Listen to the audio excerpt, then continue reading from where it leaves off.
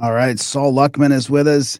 He's an award winning and international bestseller author of humor, fiction, and nonfiction, as well as a gifted lyricist and pioneering painter whose work has appeared on mainstream book covers. Saul's been with some of our friends on podcasts before, Aeon Byte, among many others, and we've just I've wanted to talk to you for a long time, Saul, like years, but we haven't had you on at all until now. So welcome to the show. Well, thanks for having me, Graham and Darren, and thanks for making time for me on short notice. Yeah, yeah, for sure. Well, thank you for short notice. Yeah, I'm going away for a week next week, and we wanted to get some extra episodes in this week, so we're doing it. Awesome. Yeah. So what's going on with you lately? Like, give us a little bit of a, what's going on with you lately, and what your background is. Kind of not a super detailed version, but what's a little bit about Saul. Yeah, well, that's, kind of a two-parter, I guess. The thing I've been doing lately is bringing out my new book. It's called Get Out of Here Alive. Right. It's about inner alchemy and the concept of immortality as a possible achievement. So that's a pretty loaded little text I there. love it. Yeah, I love it. And my background before that, ultimately going way back, was in academics and in teaching and writing, a little bit of journalism. And eventually that world kicked me out when I got really sick. I had an autoimmune illness, went on a kind of shamanic wanderhar for the better part of a decade when I thought I was dying, and ended up developing something called the Regenetics method of sound healing that made me well again. And I've written a couple books about that, and have worked with people, gosh, all over the globe. Thousands of people have experienced this work, and it's been pretty transformative for many people. So I'm really Wow. thankful to have been able to facilitate, have a little candle there in the darkness for people who have fallen prey to the medical mafia and all that kind of thing. Yeah, And dude. Well, yeah, have that's ended up, kind of in a dark place. right. I mean, and that's such an important thing. And we have these guests that seem to come on. They're doing great work, but they've been through this like this really, interesting healing process, or real dark sort of dark part of a illness like you're talking about, and they've come through on the other side, and then they're like really sort of helping so many people, and really almost a danger to the pharma industry right now. So can we dig into that a little bit, like the because I can't wait to get into inner alchemy and that kind of stuff. But how did you um not how did you find the healing, but like a little bit more about Regenics and the sound therapy, because we've heard so much about modern sound healing, and there's all the old shamanic drumming and all that. How is yours different or the same as the stuff that we've heard of already? Yeah, that's a really great question. I mean, there's a lot of crossover, and once you're in the field of sound healing, you're working with sound in some capacity, so you're already in a genre of sorts. The way this came about was quite mystical. I've written about it. I've had some experiences that, I mean, I was on a few years ago. I was on Higher Side Chats with Greg, and he called it me a contactee based on the way I described my experience of these lights that came to me and my partner Lee when we were down in Brazil when I was very, very ill. We were at the beach, and these lights came across the water and kind of hopped in our bodies, and then all of a sudden we had these sonic codes that we were able to chant and think. And I started getting well, and she started getting well from a number of issues that she had also. So that was really, really crazy. I never had contextualized it in quite the contactee way, and I still really don't. I tend to think of it as, if anything, maybe contacting my multi-dimensional self a little more and bringing in information. Or if you want to talk angels, you want to talk spirit guides, that kind of thing, we can go there. Who knows for sure, but the upshot is that I got well, and the work has since gone on to help all of these other people. And basically it is something that you sing and think at the same time. So Sorry, you're did you say sing? Yeah, you sing or chant, Yeah. basically. Chant a series of vowels. They're very specific. You chant them at a certain note, and then you think another set of vowels underneath that surface layer of sound. And sometimes the vowels might be the same, like you might be saying ah and thinking ah at the same time, or you might be saying ah and thinking e. So you Okay. kind of have to wire your mind a little bit. I believe it stimulates a lot of theta waves and a lot of healing from that because of the state that it puts you in, a sort of weird meditative state. In any case, it appears to have deeply therapeutic value, which is kind of extraordinary. A lot of people experience detox. They report losing parasites, losing allergies, being able to eat foods again that they hadn't been able to eat in a long time, and lots of other benefits, just kind of across the board, and really, really across the mind, body, spirit spectrum. Because for some people, this is deeply restorative mental health work, or for other people, they feel that it impacts them spiritually or in their ability to manifest a different outcome, a different reality, a different life. Wow. So that was directly from the sonic code. So would the sonic code was like these vowels, these sounds? Yes, it's that first activation that is the most popular one is called potentiation. That's the short form. It's potentiation electromagnetic repatterning is the full term. And Yeah. it's the subject of my book, Potentiate Your DNA, in which I teach people how to do it for themselves. Does any of this have you ever come across any of these same sounds or frequencies or vowels in ancient wisdom or ancient texts at all, like the Hebrew letters or anything like that?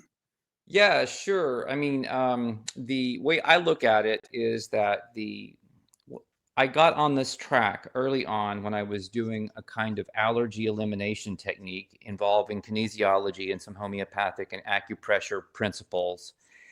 And I was doing a lot of testing, kinesiological testing, on a whole bunch of different clients who were coming to me with a variety of just crazy allergies and autoimmune conditions, fibromyalgia, chronic fatigue, a lot of the same stuff that I was dealing with at this time. At the time, I was a wounded healer, and that's certainly an archetype that I'm very all too familiar with. In any case, I began doing testing down into the what I thought of as the inner genetic level. And I use that term a lot, inner genetic. And it means different things in different contexts. But in the context of this testing that I was doing, I was looking at the interplay between the energy of language and the genetic structure. So what I ended up sort of happening upon was that the five vowels in English, the five primary vowels, are a kind of distillation of all of these ancient vowels down into a very usable format, almost like these are the prime number vowels, right? And those five vowels that align with the five nucleotide bases of RNA and DNA. Wow.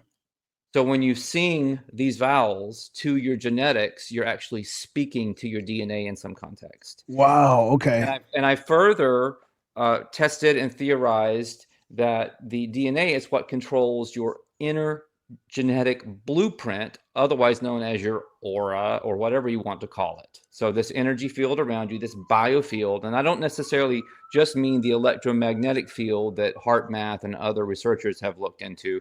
I mean the subtle template that some people who can see auras can pick up on.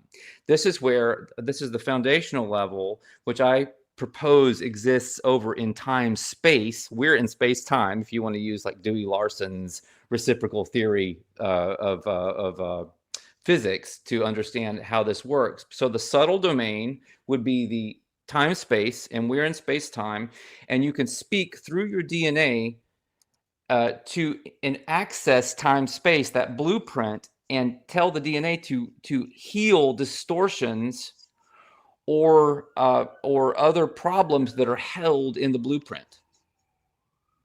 And then the blueprint begins to change and it flows back through the genetic structure. And then in your body, mind, and spirit, you begin to experience epigenetic changes as I believe genes are turned on and off in an epigenetic fashion. Wow. Is it always the same sort of chant? Is it or does it change, or is there different techniques? The Regenetics method as a complete methodology is 4 activations, and each one is different and gets somewhat more complex as you move forward and uses different notes as you get into the second, third, and fourth activations. Yeah, thanks for going through all this because I know we wanted and I want to talk about your new book too, but this is just fascinating for me because we just had somebody on not too long ago that was talking about verbalizing these frequencies. Hey, Darren, was that on this show or was I listening to it about singing and verbalizing this stuff is and how important it is to that we can actually like learn to heal ourselves through through chanting and humming and vibrations and all that. And this just sort of takes that to a whole other level. Yeah, I mean, I mean, all of the sound healing that I've ever encountered, I think has merit because sound is inherently beneficial. Yeah. I even think that any sound, even sound that doesn't look so pretty when you look under a scope or something, you know, if it inspires you, like a song or a band, a musician or something like that, can certainly lift your spirits and have positive benefits. So it's incredible that like sound that looks like it shouldn't be helpful is actually still helpful in Yeah, many yeah. cases. So sound itself is extremely powerful and transformational. You know, where I took it was this idea that you don't even have to hear the sound. This is often performed non-locally. You're just transmitting it through the morphic field or using time space or however you want to look at it. There are different physics models for how this might work, and I even get into kind of non-local models for a certain part of our energy structure in this new book, Get Out of Here Alive. But in any case, it doesn't matter. All of that's just left brain, whatever. This is something that one has to experience to really understand how it can transform you. It's odd because it's a 30-minute session, and you think, okay, I'm not even like hearing these sounds, and I'm in meditation. I receive this energy. I hope it works. I don't know if it worked. And then people start emailing us with questions as things start happening. Like, you know, they get a rash where they were having like muscle spasms, you know, and then, so they begin to detox out of an area of their body, or they begin to have, you know, strange releases, or their sweat starts to smell weird as the body begins to release whatever it is that's been making them toxic. Wow. So how do people find that now? Is that something that you still provide for people and can they find that now? How to do Yeah, that? well, there's different ways people can experience it. You can read the book. It's Potentiate Your DNA. You would need the 528 hertz tuning fork, which you can find everywhere online. You can also find it at our primary website, which is phoenixregenetics.org. So find one that works for you. We have a very high quality one, but there are other high quality ones on the market. So that's one way you can do it. So if you don't want to go to all of that trouble, you can work with us or another certified facilitator to do your session for you. So that's an option for an individual type of session or a couple or a family. And lastly, the first Sunday of every month, typically, we do a worldwide potentiation ceremony, and you can register at phoenixregenetics.org, and that's free or donation based at your discretion. That's great. And you've been doing this for a while then. Yeah, we started doing that. Gosh, probably a decade ago. We've been doing the ceremony like that. Yeah. Have you I mean, I don't know if we want to get too deep into this, but with the injuries that have happened to people taking things, has there been any chance to try it on those types of people that have jab injuries or anything like that? Or Well, you know, yes. And curiously, this all started with one of those that I got, or a couple of those that I got. That's what made me sick. Yes. So oh, okay. Wow, I I went didn't down realize a that. rabbit hole decades ago when I got, you know, the travel recommendations, right? Oh, no way. Yeah, Oh, I was just a stupid normie in graduate school thinking, you know, going off doing dissertation research in South America. I thought it might be a good idea to, you know, shore myself up a little bit, like, you know, we're taught. which one was it? It was a couple of different ones. That it was pretty hard hitting, and so within, you know, not very long, I had lost my ability to eat everything but meat and unseasoned vegetables, and I was dying basically. I mean, I was really a mess. I made a list at one point of like 30 plus bizarre symptoms I had, and that actually wasn't even all of the symptoms that I had, but that was the main ones that I wanted to record. a lot of weird nervous system stuff, a lot of deterioration in certain areas of my body. And anyway, it was pretty scary, and that was my dark night of the soul that went on for, you know, the better part of a decade. And I tried so many things and spent so much money that I really didn't have, because I was a graduate student. So I was like borrowing money on student loans to pay for holistic health treatments and shit. So, you know, I mean, it was just crazy. And that you know, kind of went nowhere for a very long time, until I discovered two things that really began to teach me a lot more about energy. One was allergy elimination technique, which helped me some, and the other was qigong and internal martial arts, and that helped me some as well. But neither one of them ever like really got rid of my allergies or made me feel like I was getting well again.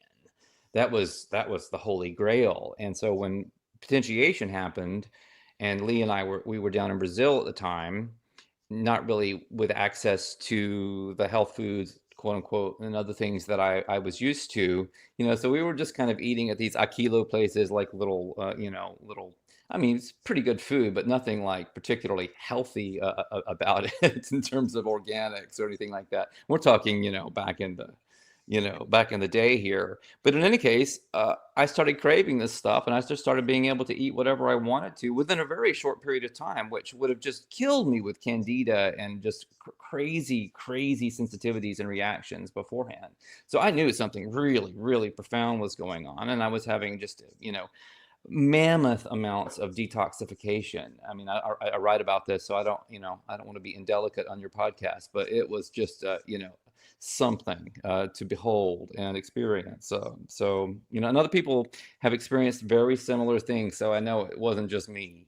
Yeah, I wrote about all of this during the pandemic, and shared some of my experiences, and gave a hearty warning to folks, and just let them know. And I said, you know, but I also wanted to let people know what I had done about it myself. Right. And with the caveat that I wasn't condoning that choice, but it was a choice, and I certainly understand that it was a choice. And so, you know, I'm not really here to convince anybody at this point in time. In fact, I just don't care anymore, because I've just gone my own internal way, and I've seen people be so stupid and blind that I just like, okay, whatever, you know, you really, you know, you can't reach certain people, and you shouldn't even try, in my opinion, at this point in time. At this point, yeah, we're past the point. I think really, it's just reaching all new crazy levels that you'll never be able. Now all of a sudden, you know, that person that you might have reached before is now unreachable for another, you know, current thing reason. It's crazy right now. Yeah, it's interesting, and I know I keep just touching on this, but I do like tying things in. A lot of the focus, or the first half of this new book, is about dealing with all of those trends and currents and information overload, and all of the things that seek to trap your attention and suck you into the world cult, and basically hijack your life's purpose and meaning. Yeah, I can't wait to get into that. Darren, do you have any questions before we do? No, I think, well, I do have questions, but I don't think that we need to. They're just probably. I feel like they're going to get answered as we get into this. So Okay. I'm going to take it in for now. Okay, well, let's start with this, Sol. I was reading the first couple chapters that you sent me, and I'm thinking he's going to start talking about Walden. And sure enough, like, I'm in the middle of narrating that book right now, so I'm probably like halfway there by Thoreau, and you kind of hit on some of his special, you know, writings about the solitude of just sort of getting out of the you know, the society for a bit there, and figuring out like what is the bare sort of basics of life that you need to, you know, to survive, to sustain yourself, and all that kind of stuff. And sure enough, you know, I was thinking, I can't believe how in the 1800s, like, I guess that was probably written in the mid 1800s or something like that, and how there was already a need or a drive to get away from society back then, how they thought it was being sort of modernized and all that back then. But I guess this probably philosophy is going on for thousands of years. But maybe you can kind of tie in Thoreau's work into what you're talking about, and we'll start there. Yeah, that's kind of where I start in some ways in terms of my suggestions or recommendations. I pair him in a chapter called what is the name of that chapter? It's Simplicity, or that's his. or It's his chapter, Simplicity, I what think. do you have to show for your life, I think is the name of Yeah, that yeah, yeah, chapter yeah. in my book. And I pair him with another fascinating American figure called Peace Pilgrim. Were you familiar with Peace Pilgrim? No. Or so she was a peace activist, except her activism wasn't what you might consider activism in the way that it's practiced these days in a kind of nauseating display of narcissism. It was she just basically just walked around the country with just a map and a compass and no food or anything like that. She hiked the Appalachian Trail by herself, was the first woman to do it in a single season back in the 50s, and people would just put her up, and she would just show up, and she would always find help wherever she was. And it wasn't because, I mean, she had been a flapper, and I think she had come from a family with money, and so she had a real internal transformation, but she adopted this lifestyle of putting her trust in the world and in people in a way, and showing that higher self back to those people, if you will. And it was amazingly transformational what she was able to do. There are books written about her. Some of them are in her own words, and that was extraordinary. So I wanted a 20th century figure to pair, and a woman to pair with the 19th century male figure of Thoreau, so that people could see this is not just a gender thing. This is a human thing that we can do.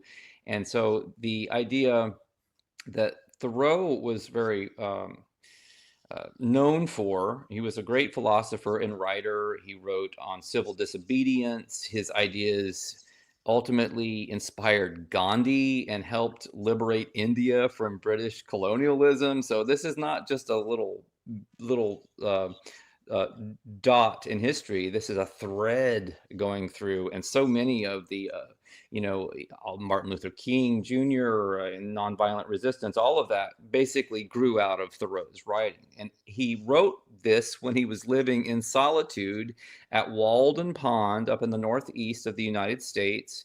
And he basically modeled what he was suggesting people do, which is find ways to simplify their lives so that they didn't have to work so hard. And if you don't have to work all the time and always be on that treadmill and have your thoughts and energy being dispersed, you could do great things with very little money, even in a faraway place, wherever you find yourself. And so that's very, very inspirational. So one of the first things I'm suggesting to people who are faced with this modern onslaught of technology and all of the algos and everything else vying for our attention is to find ways to simplify their lives. It doesn't necessarily mean going and living in a tent or a cabin in the woods or a cave or anything like that. But there are strategies that I get into for simplifying your life, for doing digital detox, in a reasonable way, and basically paring things down so that you can start to think for yourself again. And that is a huge discussion in the book, because there's a problem here with our minds. I believe that we don't actually have our own mind, that we operate with a foreign operating system. How long has that been in play? You should ask the Gnostics, because it goes way, way, way Right. back. Yeah. Okay, then how different is it now with technology? I mean, is this just ramping this foreign operating system up to a new level? I mean, because we talked about some people that we know, maybe that were aware during the whole COVID thing and the jab and on, and now all of a sudden, like Elon's a Nazi, and like they're on a whole new level of what? Elbows up. Elbows up. I mean, it's like our whole country up here in Canada is like just following along with I shouldn't say our whole country. I mean, there's a lot of people that aren't following along, but it sure feels like sometimes like the boomers are going to lead us to destruction here in some ways. So anyways, like how I guess it's just ramped up this foreign operating system. I mean, or is this the goal of the foreign operating system is to just like throw us into this technocratic prison? Yeah, I do have proposals and ideas around this that I unpack. There's a fair amount of time that I spend on this in the book. I see. First of all, I'm not anti-technology. I'm not anti-AI necessarily. I Okay. I am of the opinion that you play it as it lays. There's a shamanic concept that each era has its own energy signature. It's something like the tonal of the times. I think Castaneda calls it that, or Don Juan. Okay. Uh-huh. And so it's basically futile to resist that. You have to actually be of your era, in your era to impact your era, but you don't have to be of your era. Okay.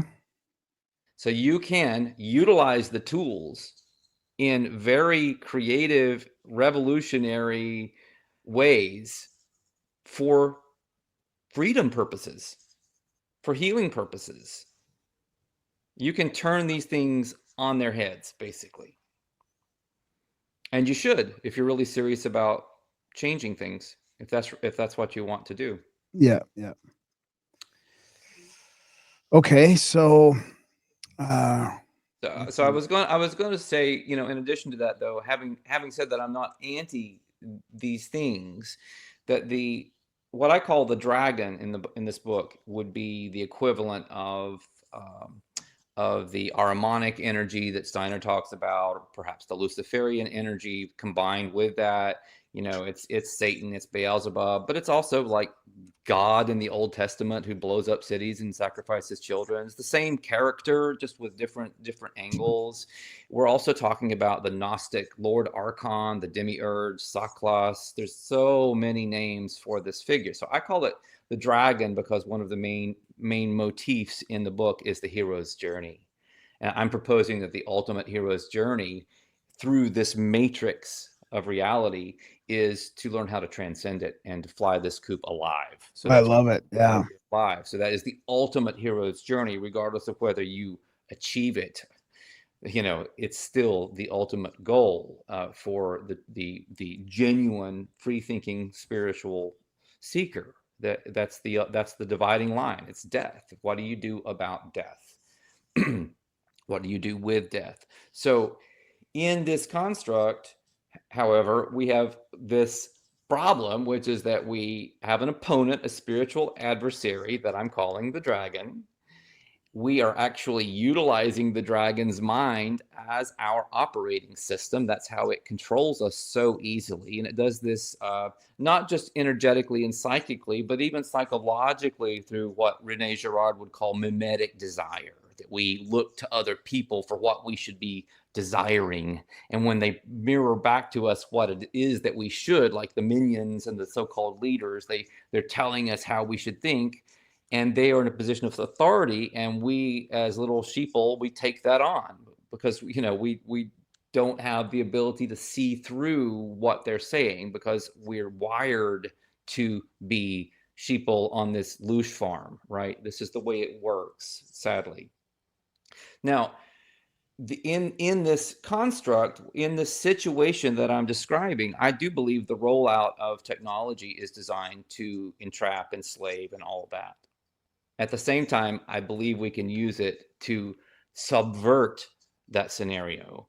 I also do not feel that the dragon is purely a force of evil. It's also a strange teacher, like a dojo master. I keep mentioning in podcasts the scene in The Matrix when Morpheus is trying to get it through Neo's thick skull, just what he is and where he is, and he's just beating the crap out of him. And I feel like in some ways that's what the dragon is doing to people. It's trying to wake them up from their slumber to their greater identity, their greater energetic and spiritual identity. Exactly the same thing going on here. So all of this threat of technology is part of the dojo training that we have to learn how to aikido. We have to learn how to wu-wei it and utilize it for ourselves. And if we don't, we're trapped, but we have a chance to get out. I mean, we can use it to escape, or we can just fall into its trap. Well, ultimately, I don't think the technology itself is used to escape. I think the technology that is used to escape is the internal technology, is Okay. our own energetic structure and certain capabilities that we just inherently possess, that we can cultivate. And in doing that, one of the key skills that you learn is how to absorb or reabsorb energy. You can absorb energy from the environment. You can absorb energy from people who are losing their energy, like it's already gone out of them. They've been traumatized and the energy is kind of floating around. You can take that in. You can go into your past and reabsorb energy that you lost through trauma. You can even go into a possible future that you've basically created as an alternative timeline or a possible timeline through your own stress and worry over it. And you can suck out that energy. And here's where it gets really cool. You can also develop the skill to such an extent that you can begin siphoning off the energy of the dragon itself. Wow. And weakening it. And if enough people did that, we would live in a completely different world. But instead, people are thinking they can affect reality by focusing on external reality when there is no such thing. I believe in an observer-created construct. There is no material, physical reality that predates our perception of it. This is where the inner alchemy comes in? Absolutely. Absolutely. So I keep saying the only way out is in. We have to go in to get out. I kind of reverse the Led Zeppelin album. You know, it's not in through the outdoor, out to the indoor. Out through the indoor. Yeah. I like that. And then I'm also, you know, it's the whole book The has doors things. The Doors in it, and Get Out of Here Alive, Jim Morrison, blah blah blah. It's kind of where it starts, you know. But it's very inspiring because I think these guys were thinking about all of these things. You know, this is the end, and it was very foregrounded in a lot of music and poetry from people that I really, you know, like, and who were on a similar vibe. And it doesn't even have to be recent stuff. I mean, if you go back into the 19th century, one of the biggest influences on Jim Morrison was the French poet Rimbaud. You know, this guy was a rock star before there was rock. What does escaping look like? Yeah, that's a great question, and I think it has variations based on what I can tell. In Tibet, for example, there's this phenomenon called the rainbow body. I don't know if you've heard of that. Yep. So you get these guys who basically, you know, meditate and on love, basically, and eventually they just kind of shrivel up and turn into a rainbow that floats away. Sometimes they revisit, they come back and they spend time with relatives or their community for a little while in a kind of energetic form. We see the same thing in the Bible when Jesus is risen and he shows up. Magdalene is there and he's like, "Don't touch me." And regardless of the historicity of that event, is it even real? Who knows? He's basically like, "Don't touch me. I'm so full of energy. I will fry your circuits if you do." Can't do that. So it's building up all of this energy in your body. That's what these meditators are doing. For other people experiencing this, you might see them just kind of disappear. This is what's described in Castaneda's work with Don Juan and the Sorcerer's Party. They turn into like rainbow colors and they float off on the breeze. Who knows what it's like after that? But we do kind of know what it could be like that, because it's very similar to our dreaming environment, because it's the same general realm. When we dream, we are at the edge of this great dark sea of awareness that these intrepid seekers are exploring. So the mechanics are the same, and there are dream beings. And in theory, the way this works from an alchemical perspective is that you spend a lot of your time creating your own energy and packing it. You're absorbing and reabsorbing all of this energy. You're packing it down into your midsection. It's called the cauldron in some traditions. The Dantian. It's exactly that area. In women, it's actually the womb. You have like Don Juan and Castaneda's books talking about this idea that women are far more capable sorcerers, far more capable shamans than men, because they can use their whole womb to store energy. And men have this little tiny Dantian spot, basically, that they have to pack all this into. But when you pack all that energy in, if you do it long enough and assiduously enough, what you end up doing is creating the Philosopher's Stone in your body. It is an energetic reality, not a physical stone. And that becomes your power source for being able to travel into eternity and infinity. And when you do that, you're in another body, which has been called the dream body. It's also kind of the astral body, the etheric double, the doppelganger, many different names for this thing. In inner alchemy, you spend a lot of time learning to basically just getting to know your dream body. But it's not just that you're getting to know it, you're also kind of creating it. Everything we do with the power of our attention is creation.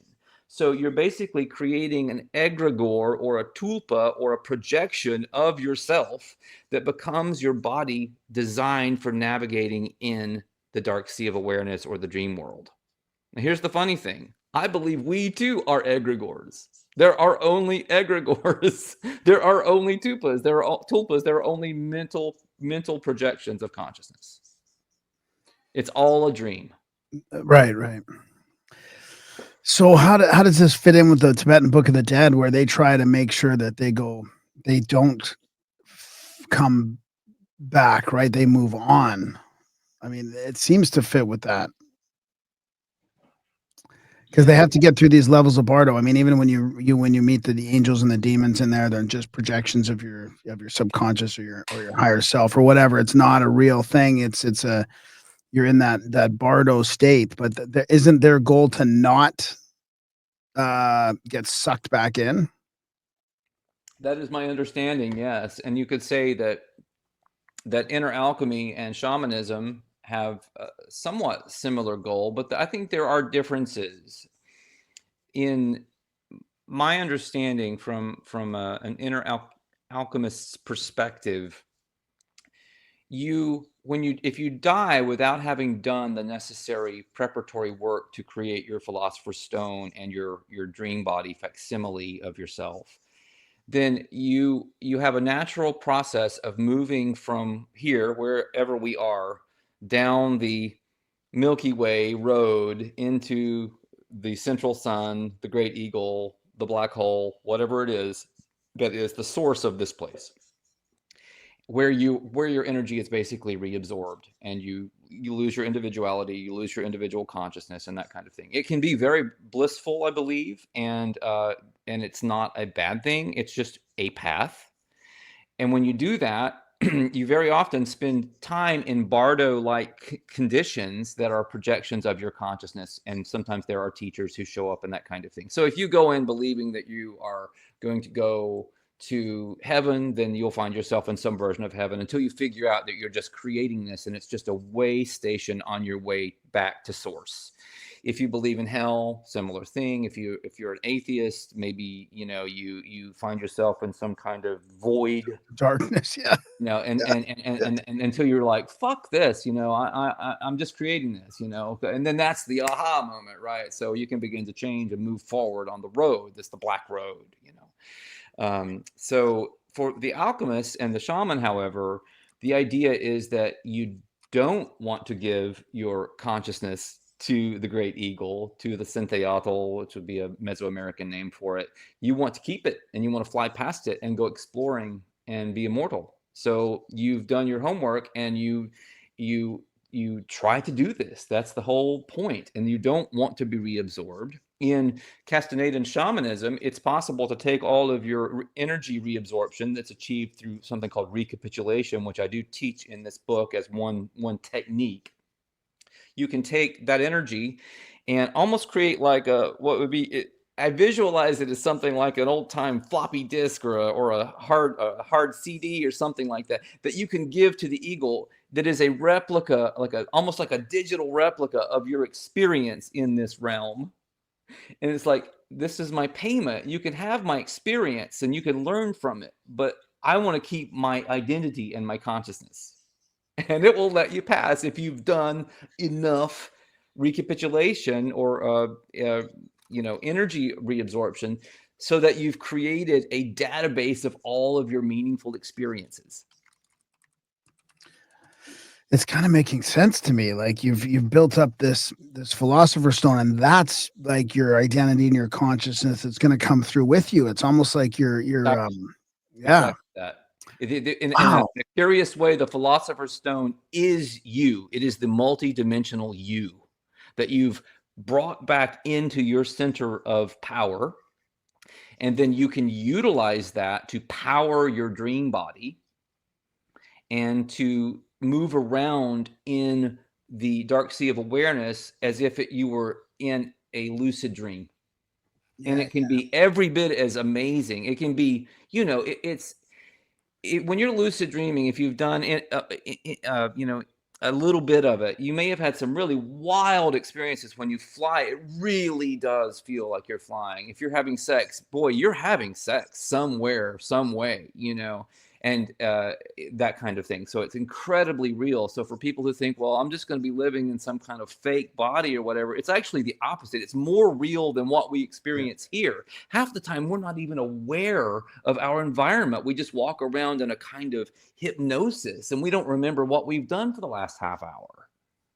This is not the way it works when you're powered up with energy and traveling around in your dream body. Everything is super present. How does that work with the relationships? I mean, you talked about these people just sort of disappearing into a rainbow and things like that. Is that the goal? And how does that relate to the relationships you've built here? You mentioned your partner. Like, do they come along with you? Do you see them along the way? Or are they not, how does that all coalesce? Yeah, I know that's another one of those really, really good questions. People often want to know that sort of thing. My understanding is that when you activate this dream body or the light body, the rainbow body, whatever you want to call it, I believe people have been looking at this human technology, if you will. They've been exploring it, trying to master it forever, and they've written various texts to get at aspects of it. A lot of the Egyptian stuff has to do with this, the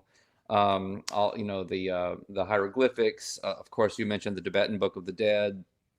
Same thing. It's just everywhere when you look at it through this lens. I think everyone's kind of trying to figure out the same thing, and different cultures seem to have different pieces of it. What I really like about this world of inner alchemy is that and there's a wonderful inner alchemist named John Kreiter who wrote the magnum opus trilogy of books. So I recommend that everyone go out, and if this is of interest to you, check out John Kreiter's works. He was a big inspiration for me, a teacher for me, not a personal teacher. I'm not affiliated with him or anything. I've just read his books and been doing similar exercises and adapting them to my own personality and techniques for quite a while now. But in any case, you're basically, when you make that transition, when you kind of choose your death and you go into the dark sea of awareness, you're out in space. You think space is out there, but in inner alchemy, you get to space by going inside. And when you come out through that conscious death and stepping into a new body, you are in space. That's what the dark sea of awareness is. You're traveling through space. You are a cosmonaut, an astronaut, basically, at that point in time. But space is not outside. That outer space is a reflection of something far more basic and vital that's inside of everything. It's all kind of reversed. And the same idea, sort of a sci-fi idea, that you go down into like an atom or something like that, and it opens up into a universe. Same concept here. In terms of what happens to your loved ones, that's a sticky wicket for sure, because not everyone's on this path, and not even couples necessarily are on this path. So it is possible to do this together. Like the shamans had parties of people who would do this in groups and go off together. people have also learned how to do things like lucid dream together, where they meet at a location in the dream world, which is the dark sea of awareness. So it's practice for this. And they learn how to hook up, how to actually find each other in this time space world, whatever you want to call it.